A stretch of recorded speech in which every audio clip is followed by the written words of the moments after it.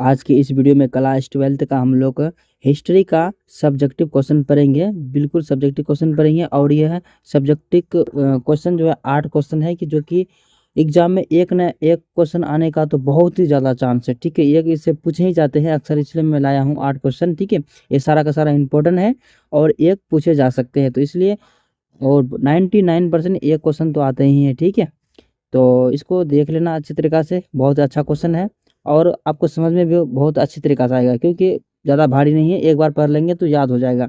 इसका अगर पीडीएफ लेना चाहते हैं तो लिंक डिस्क्रिप्शन में मिलेगा, वहाँ से आप पीडीएफ भी ले सकते हैं। चलिए बिना देर के वीडियो को स्टार्ट करते हैं और बता दूँ इसका मैं, यह वीडियो का पार्ट नंबर 6 है लेकिन हिस्ट्री का चैप्टर नंबर 5 है। ठीक है, हिस्ट्री का चैप्टर नंबर 5 का सब्जेक्टिव क्वेश्चन है। चलिए, तो इसमें 1 नंबर में क्या बोला जा रहा है, क्या अल-ब्रूनी पर संक्षिप्त टिप्पणी लिखी, यानी कि अल-ब्रूनी के बारे में डिटेल से लिखना है। क्या लिखना है? डिटेल से। ठीक है, और बता दूं मैं, तो ये बहुत ही ज़्यादा अच्छे अल-ब्रूनी थे। ठीक है, चलिए इसे पढ़ेंगे तो आपको पता ही चल जाएगा वैसे भी। तो उत्तर में लिखना है क्या, अल-ब्रूनी के मध्य एशिया यानी कि बीच वाले एशिया के ख्वारिज्म, ठीक है, ख्वारिज्म का निवासी था। ख्वारिज्म का एक निवासी था कौन? अल-ब्रूनी। ठीक है, उनका जन्म आधुनिक उज़्बेकिस्तान में हुआ। कहाँ पर हुआ? उसका आधुनिक उज़्बेकिस्तान में ख्वारिज्म के पास गुरु नामक, कौन सा नामक? गुरु नहीं, बेगुरु। ठीक है, बेरू, बेरू नामक। ठीक है, कौन सा नामक? बेरू नामक स्थान पर 4 दिसंबर 973 को हुआ था। कितना दिसंबर? 4 दिसंबर 973 में हुआ था। ख्वारिज्म शिक्षा एक ख्वारिज्म, ठीक है, शिक्षा का एक प्रमुख केंद्र था। अतः अल-ब्रूनी ने अच्छी शिक्षा प्राप्त की, मतलब अच्छी पढ़ाई की और एक विद्वान के रूप में प्रसिद्ध प्राप्त हुई, यानी कि बहुत ज़्यादा एक पढ़ा लिखा है, यानी कि ज्ञान बहुत प्राप्त किया। उसके बाद थोड़ा पढ़ने लिखने के बाद थोड़ा आदमी का दिमाग तो तेज हो ही जाता है ना, ऐसे भी समझ सकते हैं आप। और वह कई भाषाओं का ज्ञान था, यानी कि आप समझ सकते हैं, यानी कि कई भाषा को ज्ञात किया, यानी कि पढ़ा था। ठीक है, कई भाषाओं उसने पढ़ा था, तो अच्छी तरीक़ा से, यानी कि लगभग सब भाषा जानते थे। और जिसमें सिरियासी, फ़ारसी, अरबी तथा संस्कृत आदि भी थी। अरबी और फ़ारसी, संस्कृत आदि भी थी। ठीक है, और आगे क्या बोला जा रहा है? थी गजनी। ठीक है, गजनी, यहाँ गजनी बना, गजनबी होगा। ठीक है, गजनबी के शासक सुल्तान महमूद ने 1017 ईस्वी में ख्वारिज्म, ठीक है, ख्वारिज्म पर आक्रमण किया। किस पर आक्रमण किया था? ख्वारिज्म पर आक्रमण किया था। कौन? महमूद ने 1017 में, ठीक है, किया था। एवं वहाँ से कई विद्वानों को अपने साथ राजधानी गजनी, ठीक है, गजनी ले आया। एक गजनी जगह का नाम है। ठीक है, गजनी ले आया बोला जा रहा है ना, तो सॉरी उस समय के लिए गजनी ले आया। इसके बाद 70 वर्ष, इसके बाद कितना वर्ष? 70 वर्ष की आयु में अपनी मृत्यु सितंबर 1048 में हुआ। कब? सितंबर। उसका मृत्यु कब हुआ? 70 वर्ष में, यानी उसका अल-ब्रूनी कितना वर्ष जिया? अगर वर्ष की बात करें तो वो 70 वर्ष जिया। कितना वर्ष? 70 वर्ष। अल-ब्रूनी 70 वर्ष जिया। ये सब ऑब्जेक्टिव क्वेश्चन में आते हैं, इसलिए मैं बार बार बता रहा हूँ। ठीक है, बार बार आते हैं इसलिए बता रहा हूँ इसके बारे में। तो आयु की में अपनी मृत्यु, उसका मौत, ठीक है, मौत की बात करें तो सितंबर 1048 ईस्वी तक अल-ब्रूनी गजनी मतलब जो एक गजनी जो जगह का नाम है वहीं पर रहा। ठीक है, महमूद गजनवी, ठीक, गजनी ने भारत पर आक्रमण किया। किस पर आक्रमण किया? दोनों मिलकर किस पर आक्रमण किया? यानी दोनों मिलकर अल-ब्रूनी और महमूद गजनी के साथ, इसके महमूद गजनवी के साथ आक्रमण किस पर किया? भारत पर किया आक्रमण। के समय ही अल-ब्रूनी भारत आया था। उसके समय में कहाँ आया था? भारत आया था। कौन? अल-ब्रूनी। और एक बात बता दूं, 11वीं शताब्दी में अल-ब्रूनी कहाँ आया था? भारत आया था। ठीक है, और इब्न बतूता कब आया था? तो वो जो आए थे 14वीं शताब्दी में, ऐसे ही कुछ आए थे, मैं बता दूंगा उसका भी। तो उसने भारत में जो कुछ भी देखा, यानी कि भारत में अल-ब्रूनी जब भारत आए तो यहाँ का जो चीज़ें जो थे, कारोबार जो थे यहाँ का, तो अलग अलग था। ठीक है, यहाँ का चीज़ें जो था अलग अलग था, उसके बारे में अल-ब्रूनी ने डिटेल से लिखा है इसमें।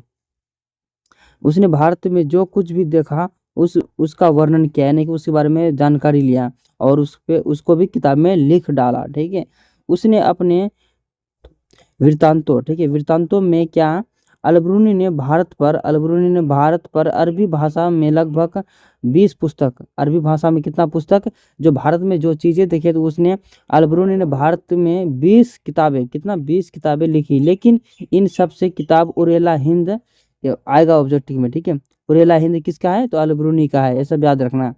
तो उसमें 20 किताब लिखा, लेकिन सबसे फेमस कौन हुआ, तो उल हिंद हुआ। ठीक है, किताब उल हिंद अथवा तहकीक हिंद, दूसरा तहकीक हिंद, ये भी आएंगे एक। और तीसरे की बात करें, एक बेजोर बेजोर ग्रंथ है, उसने एक इस पुस्तक का सृजन, ठीक है, सृजन 30 अप्रैल 1030 ईस्वी से और 29 दिसंबर 1031 के बीच किया था, इसके बीच किया था। तो ये सब डेट है, याद रख लेना आप लोग।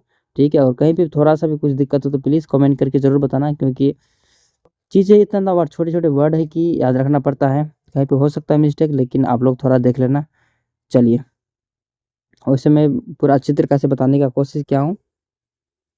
तो 2 नंबर में बोला जा रहा है कि किताब उर्ला हिंद पर एक संक्षिप्त टिप्पणी लिखिए। जो अलबरूनी ने जो किताब लिखा, ठीक है, उस पर आप एक टिप्पणी लिखने के लिए बोल रहा है, जो कि अलबरूनी भारत में क्या क्या देखा। पहले नंबर तो किताब में लिखा जो भारत में देखा, यानी कि अजीब अजीब चीज़ हो, उनको लगा अजीब अजीब चीज़ हो, हम लोग को क्या लगेगा। तो अब उसके बारे में किताब जो फेमस हुआ, दूसरा किताब, ठीक है, नहीं पहला, ये पहला किताब हुआ ना, पहला किताब जो उसके बारे में टिप्पणी लिखने के लिए बोल रहा है, जो क्या क्या लिखा है उसमें। ठीक है, तो आइए उत्तर में देखते हैं। बोला जा रहा है कि लेखक एवं भाषा शैली अरबी भाषा में लिखी गई है। पुस्तक प्रसिद्ध यात्री विद्वान और इतिहासकारों अलबरूनी द्वारा लिखी गई। इस पुस्तक में विद्वानों यात्री ने भारतीय जीवन के अनेक पहलुओं, सांस्कृतिक और कलाकृतियों, जीवन, भाषा आदि का ठीक है, विवरण दिया गया है। मतलब ऐसे समझिए, बोला जा रहा है ना, क्या बोला जा रहा है इसमें, यहाँ का कलाकारों, यानी क्या कलाकार, यानी कि जो हाथ से कला का दिखाते हैं, जैसे टोकरी बुनना, वो भी एक कला है ना, आप सब कोई नहीं बुन सकते टोकरी। उसी तरीक़ा से इसमें हर एक चीज़ों का अलग अलग जीवन के अनेक पहलू, यानी कि अनेक अनेक चीज़ें, कौन कैसे क्या करते हैं, यहाँ का लोग कैसे रहते हैं, उन्होंने अलग अलग पहलू को लिखा गया है, जैसा कि आप लोग को मैं उसी समय मैंने बता दिया था। तो बस वही सब लिख देना है।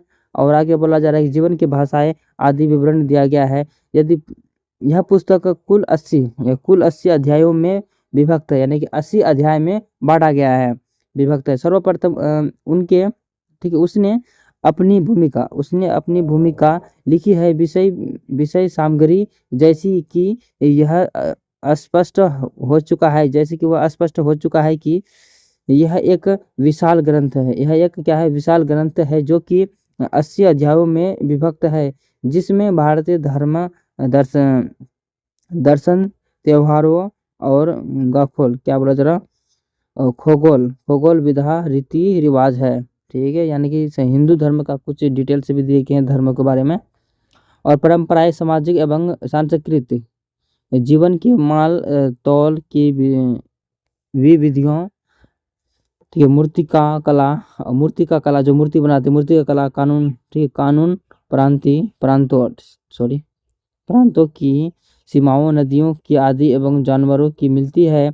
और उनके अधिकांश अध्याय नक्षत्र विधा विषय वस्तु पर आधारित है कि इसने 47 अध्यायों में वासुदेव एवं महाभारत की कथा तक दी गई है, जहाँ तक भारतीय समाज के वर्णन किया गया संबंध में इसके 9वें अध्याय में जाती है कि प्रथा एवं वर्ण व्यवस्था पर प्रकाश डाला है कि 63वें अध्याय में ब्राह्मणों के जीवन का उल्लेख, 64वें अध्याय में जातियों के अनुष्ठान एवं रीति रिवाजों का वर्णन किया गया है। और क्या बोला जा रहा है, 69वें अध्याय में भारतीय स्त्रियों का स्थिति का वर्णन किया गया है। जैसा कि आप लोगों ने देखा, बस वैसे वैसे आपको भी थोड़ा बहुत इधर उधर करके भी लिख सकते हैं, कोई दिक्कत नहीं है। और 80 तक हम लोग पुस्तक इसमें डिटेल से कुछ देख चुके हैं। और अब देखते हैं तीसरा क्वेश्चन। तीसरा क्वेश्चन में क्या बोला जा रहा है, तीसरा किताब का जो नाम था रेहला, तो उसके बारे में लिखना है। तो चलिए देखते हैं रेहला किताब में बारे में थोड़ा सा लिखते हैं। इसके मतलब इसमें रेहला पर एक संक्षिप्त लिखे, यानी कि सब तो लोग ही क्वेश्चन बता रहे हैं ना, इसलिए एक 5-5 नंबर का पूछा जाता है, तो याद रख लेना, ठीक है। चलिए, रेहला मोरक्को का एक प्रसिद्ध यात्री इब्न बतूता, आ गया ना, आ गया ना, इब्न बतूता। और खाना, ठीक है, खाना बदोश, खाना बदोश समझ सकते हैं आप, खाना बदोश उसे कहते हैं जैसे बोलते हैं ना बनझारन, बनझारन आप लोग समझते हैं, जो एक ऐसे पंडाल लेके आते हैं और उसका बीवी बच्चा कुत्ता बिल्ली साइकिल सब लेके आते हैं, और जहाँ देखते हैं कि यहाँ मेरे लिए अच्छा जगह है और मैं यहाँ से 10 रुपया कमा सकता हूँ गाँव जा जाकर, तो वहाँ एक घर डाल देते हैं, यानी कि एक खेमा डाल देते हैं, जो रहने की ठहरने की जगह को क्या कहते हैं, खेमा कहते हैं ना, तो एक खेमा डाल देते हैं। ऐसे लोगों को क्या बोलते हैं, खाना बदोश, यानी बंजारन को खाना बदोश कहते हैं, बस ऐसे समझिए आप। खाना बदोश जाति का होने के कारण, वो खाना बदोश जाति होने के कारण बहुत ही घूम कर, वही हो गया ना, यानी घूम घूम कर वो कमाते हैं और खाते हैं, यानी कि जहाँ जाते हैं उसका अपना देश वहीं, हर एक नए जीवन नए जगह का वो तलाश में रहते हैं। तो उसने अपने 73 वर्ष के जीवन में लगभग 70,640 मील की यात्रा की, 70,640 मील की यात्रा की, यानी कि बहुत ही ज़्यादा है तय की। और 1333 ईस्वी से 1333 ईस्वी से और 1342 ईस्वी के बीच उसने भारत के विभिन्न भागों में, भारत के कितने विभिन्न यानी अलग अलग भागों में यात्रा की। और 1354 ईस्वी में मोरक्को लौटने के बाद, यानी जहाँ से आया था मोरक्को से, पहले तो ये समझिए इब्न बतूता कहाँ से आए, तो मोरक्को से आए, ये सब भी याद रखेंगे क्योंकि पूछा जाता है। तो लौटने के बाद इब्न बतूता ने अपनी इस यात्रा का वृत्तांत अरबी भाषा में लिखी, जिसमें रेहला कहा जाता है, यानी अरबी भाषा में लिखा गया, उस किताब का नाम क्या हो गया, रेहला हो गया, कहा जाता है। इब्न बतूता ने इस पुस्तक में नवीन नवीन मतलब क्या होता है, नया नया संस्कृति लोगों आस्थाओं सामान्यताओं आदि विषय में अपने अभिमत, ठीक है, अभिमत को बड़े ही सावधानी एवं क्या बोले सुश्रुता पूर्वक दर्ज किया गया है, यानी कि आराम से ही दर्ज किया गया है।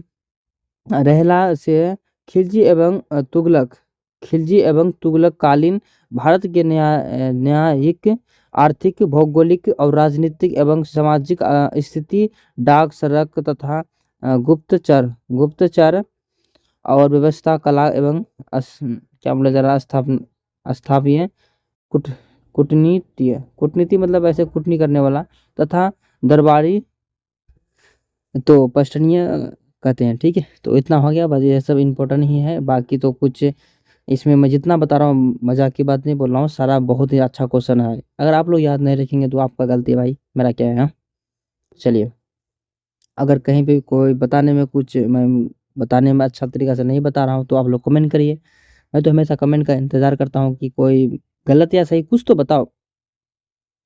और चलिए 5 नंबर में क्या बोला जा रहा है, 5 नंबर में बोला जा रहा है कि अलबरूनी, ठीक है, अलबरूनी के वर्ण व्यवस्था, ठीक है, वर्ण व्यवस्था संबंधी विचारों पर प्रकाश डालिए, यानी कि उसका जो विचार जो थे वर्ण विचार, यानी वर्ण विचार जो थे संबंध में उसका प्रकाश डालिए, उसके बारे में डिटेल से लिखिए कि अलबरूनी के क्या विचार थे, बस ऐसे समझिए आप सिंपल भाषा में। तो चलिए उत्तर में बोला जा रहा है क्या, भारतीय जाति व्यवस्था पर प्रकाश डालने हुए क्या हुए है, अलबरूनी बताए हैं कि हिंदू पुस्तकों के अनुसार हिंदू पुस्तकों के अनुसार ब्राह्मणों के सिर के ब्राह्मण वर्ण का उत्पत्ति हुई है, और बाहुओं से दक्षिणी छत्रीज, यानी कि छत्रीज भी एक जात होता है, ठीक है, आप लोग शायद देखे होंगे, पता भी नहीं चला होगा कि छत्रीज है, क्योंकि आजकल लोग पता नहीं चलता है। और जंघा से वैसे एवं पैरों से सूत्र सूत्र भी एक जात होता है, शूद्र वर्ण की उत्पत्ति हुई है, और शूद्रों के पश्चात, यानी पश्चात मतलब क्या होता है, बाद में अंत अंत अंत्यज लोगों है, जो नाना प्रकार के सेवा कार्य करते हैं, जिनके 8 जातियों है, ये 8 जातियों धुनियों मोची और मदारी मतलब समझते हैं, जो सांप लेके जो गांव जो सांप लेके चलते हैं और उसका चमत्कारी यानी कलाकारी दिखाते हैं। और मोची जो आप लोग जानते हैं ये सब यार, मोची जो बाल काटते हैं। और धोनी जो कंबल भोटिया कंबल बनाते हैं जो, और रजाई बनाते हैं, ऐसे समझ सकते हैं। और टोकरी और ढाल बनाने वाले, नाविक मछली पकड़ने वाला यानी मछुआरा, आखेट करने वाला एवं जुलाते हुए चंडालों की गणना किसी वर्ण एवं जाति में नहीं होती है। उनका व्यवसाय गांव की सफाई और प्रभुति, ठीक है, प्रभुति मेले, ठीक है, मेले कर्म करना है। उनका जन्म शूद्र पिता और ब्राह्मणों माता के भविष्यचार के हुआ है, क्या बोले, व्यभिचार से हुआ है। और अतः पतित, निष्कासित एवं अवितरित, ठीक है। चलिए, ऐसे ही था। इसमें ज़्यादा मैं बोलूँ, सच बताऊं तो इसमें ज़्यादा कुछ पूछा नहीं जाता है ये वाला क्वेश्चन में। चलिए देखते हैं बस 6 नंबर में इसमें क्या बोला जा रहा है। इसमें बोला जा रहा है कि अलबरूनी द्वारा वर्णित भारत की सामाजिक स्थिति का वर्णन करें। आइए वर्णन करते हैं। अलबरूनी ने लिखा है कि प्राचीन फारसी में 4 सामाजिक वर्गों की सामान्यता थी। घुड़सवार और मतलब घोड़सवार, ठीक है, घुड़सवार लिखा है इसमें। हाँ, जो घोड़ा पे चढ़ते हैं उसे घोड़सवार ही कहते हैं ना। और शासक वर्ग, भिक्षु, अनुष्ठानिक, और क्या बोला, पुरोहित तथा चिकित्सक, क्या बोला जा रहा है, चिकित्सक, खगोल शास्त्री तथा अन्य वैज्ञानिक, और अंत में कृषक और शिल्पकार। दूसरे शब्दों में वह यह दिखाना चाहता है कि सामाजिक वर्ग केवल भारत तक ही सीमित नहीं थे। उनके यह भी दर्शाया कि इस्लाम में सभी लोगों को समान माना जाता था। जाति व्यवस्था के संबंध में ठीक है, ब्राह्मणवादी व्याख्या को मानने के बावजूद अलबरूनी ने अवित्रता, ठीक है, अवित्रता की मान्यता को अस्वीकार यानी नहीं माना, अस्वीकार किया। उसने लिखा है कि हर वह वस्तु जो अवित्र हो जाती है अपने पवित्रता की मूल स्थिति में पूर्णतः प्राप्त करने के प्रयास करती है कि सफल होती है। यदि ऐसा नहीं होता तो पृथ्वी पर जीवन असंभव होता है। उसके अनुसार जाति व्यवस्था एवं सन्निहित अपवित्रता की अवधारणा प्रवृत्ति के नियमों के विरोधी थी। अलबरूनी वर्ण व्यवस्था का निम्न प्रकार उल्लेख करता है कि सबसे ऊंची ब्राह्मणों की, जिसमें विश्व में हिंदुओं ग्रंथ हमें बताते हैं कि ब्राह्मण के सिर से उत्पन्न हुए थे और ब्राह्मण प्रकृति नामक शक्ति का ही दूसरा नाम है। और सिर शरीर का सबसे ऊपरी भाग है। इसलिए ब्राह्मण पूरी प्रजाति के सबसे चुनिंदा, ठीक है, चुना यानी सबसे ऊंचे जाति भाग में। इसी कारण उसे हिंदू मानव जाति के सबसे उत्तम मानते हैं। असली, ठीक है, अगली जाति क्षत्रियों की, जिसका नाम सृजन ब्राह्मणों के कंधों और हाथों से हुआ है।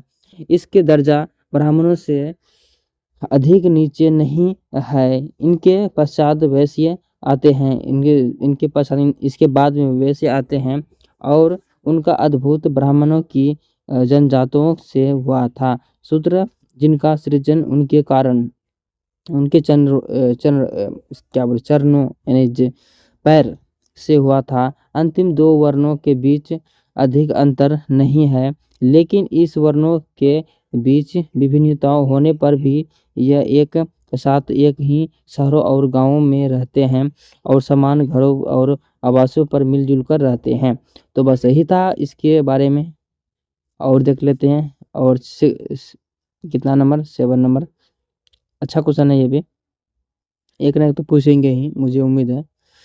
और इसमें बोला जा रहा है क्या, बर्नियर भारतीय नगरों को किस रूप से देखता है, यानी बर्नियर भारत को किस रूप से देखता है। तो आइए देखते हैं।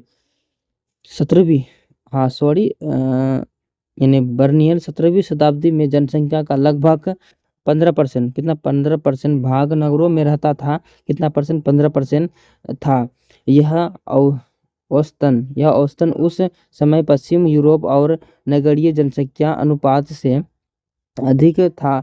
इतने पर ही बर्नियर और मुगलकालीन शहरों का शिवर नगर कहता है, जिससे उनका आशय उन नगरों से था जो अपने अस्तित्व और बनने रहने के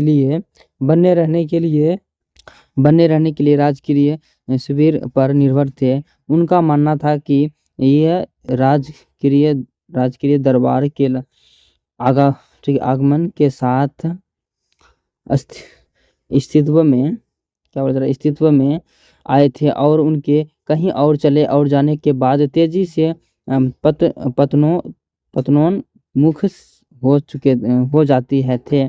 उनके यह भी झुकाव दिया कि उनके सामाजिक और आर्थिक नींव व्यवहार्य नहीं होती थी, और ये राजकीय प्रश्रय पर आश्रित रहते थे। वास्तव में सभी प्रकार के नगर अस्तित्व में है थे, और उत्पादन के केंद्र, व्यापारिक के नगर और बंदरगाह नगर, धार्मिक केंद्र और तीर्थ स्थान आदि इनका अस्तित्व और क्या खुशहाल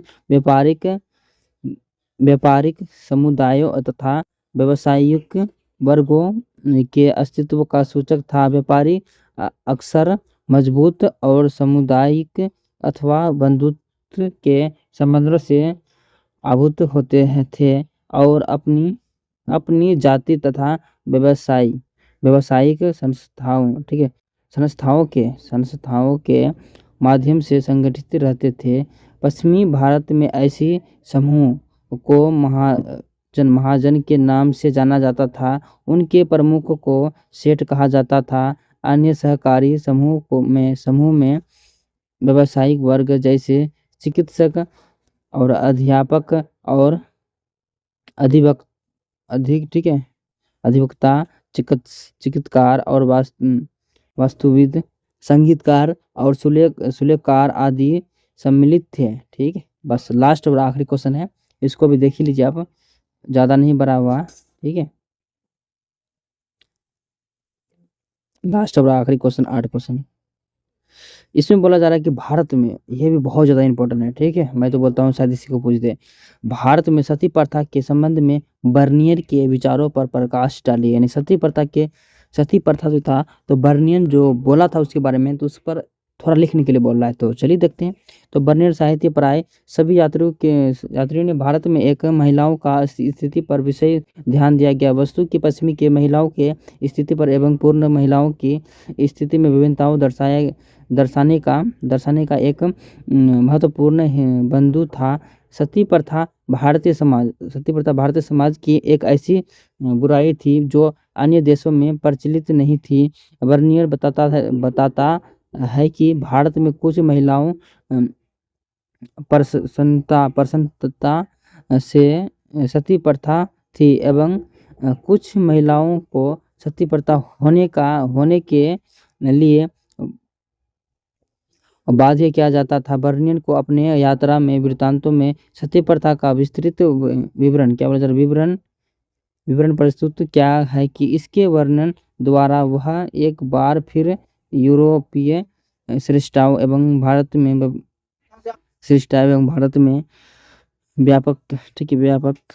व्यापक बुराई को प्रमाणित करना चाहता था। वह बताता है कि लाहौर में मैंने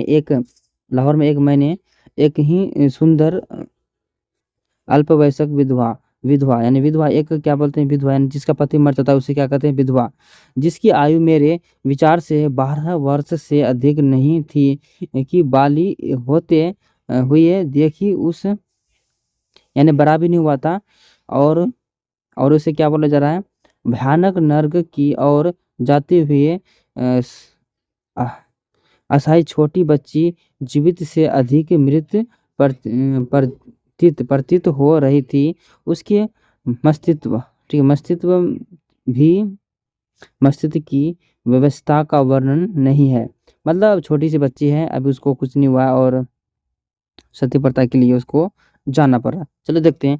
क्या जाता है कि वह कांपते हुए बुरी तरह से रो रही थी, लेकिन 3 या 4 ब्राह्मण, एक बूढ़ी औरत जिसने उसे अपनी आस्तीन के नीचे दबाया हुआ था, मतलब नीचे आस्तीन के नीचे दबाया हुआ था, कि और सहायक से उस अनुचित पीड़िता को जबरन, केवल जबरन जबरन घातक और स्थल और की ओर ले जाते हुए पर बैठाया, लड़कियों पर बैठाया, लकड़ियों, ठीक है, लकड़ियों पर बैठाया। उसके हाथ और पैर बांध दिए गए ताकि वह भाग न जाए, और इस स्थिति में उस मासूम प्राणी को जिंदा जला दिया गया। अपनी ठीक है, भावनाओं को दबाए में और उनके क्या कोलाहल तथा वीर्य के क्रोध के बाहर आने से रोने की असमर्थ था। यहाँ हम देखते हैं कि